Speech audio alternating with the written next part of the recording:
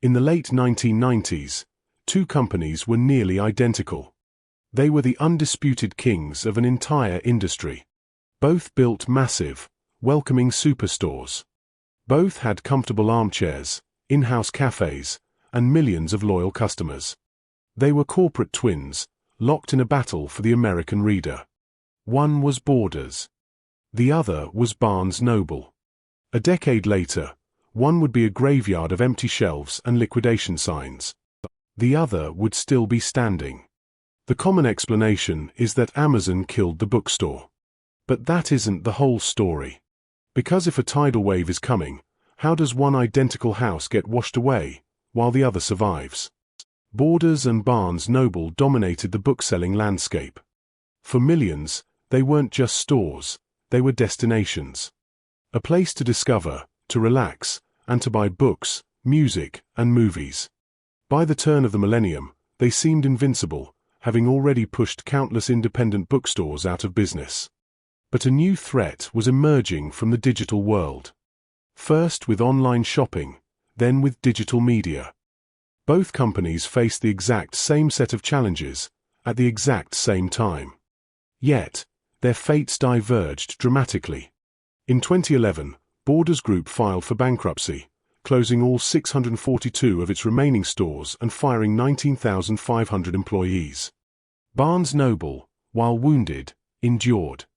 So, how did one giant collapse into dust, while its rival found a way to survive the retail apocalypse?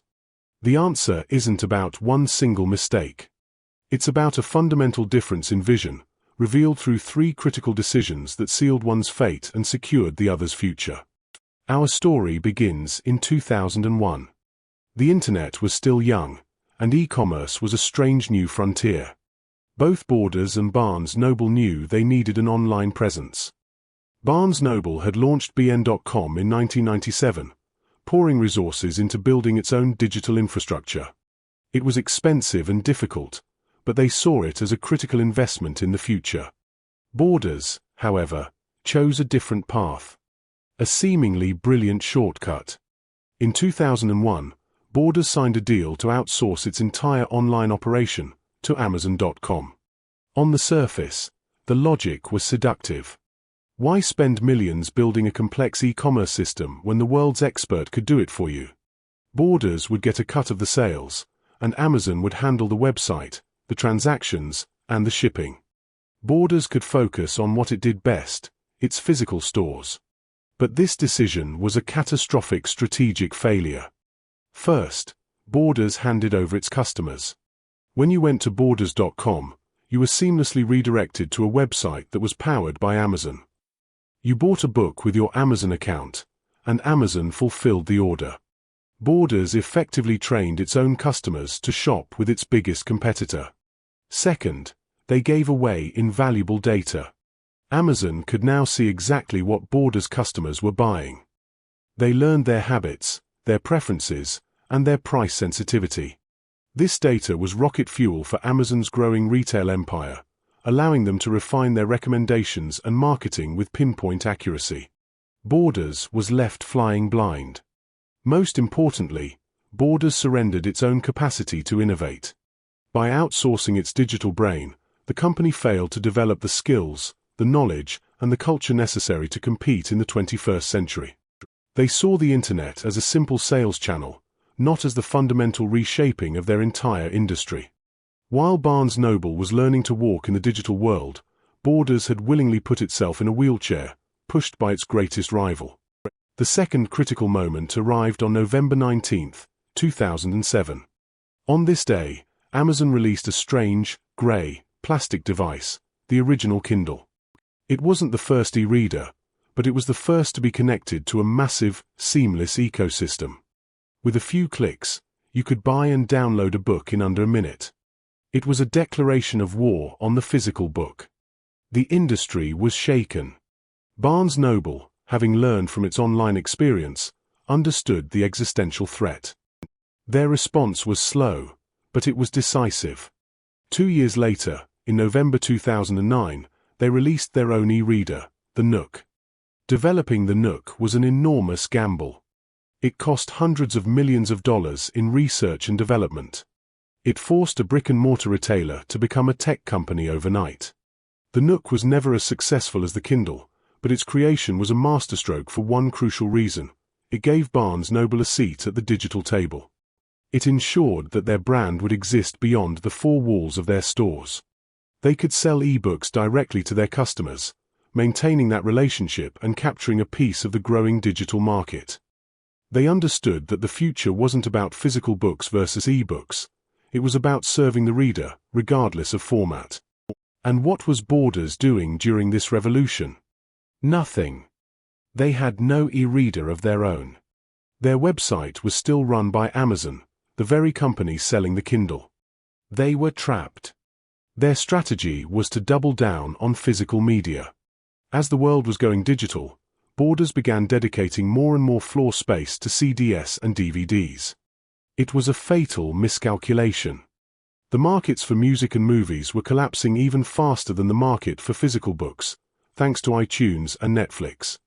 Borders was trying to solve a 21st century problem with a 20th century solution. They were selling the container, not the content. By the time they finally partnered with a smaller e-reader company in 2010, it was far too late. The war for the digital reader had already been lost. The final divergence happened on the store floor itself. Both companies were famous for their massive inventory, but how they managed that inventory was profoundly different. Barnes & Noble, while not perfect, had a centralized and data-driven inventory system. They could track sales, manage stock levels, and move books between stores with relative efficiency. Borders, on the other hand, was a case study in operational chaos. In the mid-2000s, they launched an infamous inventory management system known as Project Hemingway. It was a disaster. The system was so complex and poorly implemented that store managers couldn't make sense of it. It resulted in the wrong books being sent to the wrong stores. Bestsellers would be out of stock in major cities, while obscure titles piled up in small towns. This internal chaos was compounded by a poor real estate strategy. Borders had expanded aggressively, often signing expensive, long-term leases for oversized stores in premium shopping malls. When foot traffic in those malls began to decline, Borders was locked into paying exorbitant rent for underperforming locations. Barnes & Noble also had large stores, but their portfolio was more diversified, with many successful standalone locations. They also adapted their product mix more effectively. While Borders was filling its aisles with dying media formats like CDs, Barnes & Noble was expanding its sections for toys, educational games, and high-margin gift items. They understood that if people were coming to a physical store, they needed more than just books. They needed an experience. The combination of a broken inventory system and a toxic real estate portfolio created a death spiral for Borders. They couldn't get the right products on the shelves, and they were bleeding cash on rent. The welcoming, comfortable bookstore of the 90s had become a frustrating and poorly stocked liability. So, what is the single thread that connects these failures? The outsourced website, the absence of an e-reader, the chaotic inventory. It wasn't one bad decision. It was a complete failure of identity. Borders saw itself as a retailer that sold things. They sold books, CDs, and coffee. Their entire strategy was based on optimizing the logistics of selling physical objects inside a physical box. Outsourcing the website made sense, because the internet was just another place to sell things. Ignoring e-readers made sense, because they sold paper things. This narrow self-definition made them rigid, and in the face of radical change, they shattered. Barnes & Noble, however, eventually understood that it was a brand that served readers. This is the crucial difference. A reader might want a hardcover book, an e-book, a gift for another reader, or simply a place to meet with other readers. By launching bn.com and creating the Nook, Barnes & Noble showed they were willing to follow their customers wherever they went, even if it meant cannibalizing their own physical sales. Their identity was not tied to the object, but to the person. They weren't in the book-selling business. They were in the reader-serving business. That's the secret that allowed them to bend, while Borders broke. If you're starting to see how a company's core identity drives every strategic decision, take a moment to hit the like button and subscribe for more breakdowns. It helps us understand which strategies you want to see unlocked next. The story of Borders and Barnes Noble is a powerful lesson in adaptability. It proves that what you sell is far less important than who you serve. Companies that get married to a specific product or a specific delivery method, whether it's paper books, video rental stores, or taxi medallions, are destined to become obsolete. The technology will always change. The product will always evolve. The companies that survive are the ones who anchor their identity to the customer and their needs. They ask, what problem are we solving for them? Not what product are we selling to them?